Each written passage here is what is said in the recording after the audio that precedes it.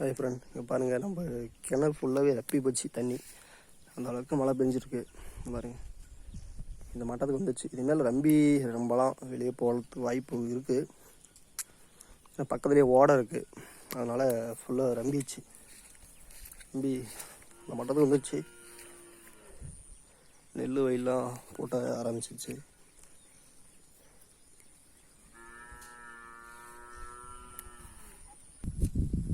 பூக்கெலாம் ரொம்ப பூத்து ரொம்ப தாரி போச்சு. பாருங்கள் எவ்வளோ மறந்து போச்சு, ஃபுல்லாகவே பூத்து போச்சு. அந்த பக்கம் மழை பெஞ்சிருக்கு. இது வெயில் அடித்தா தான் மட்டும் தான் அறுக்க முடியும் பூ. எவ்வளோ அழகாக பூத்துருக்குங்க.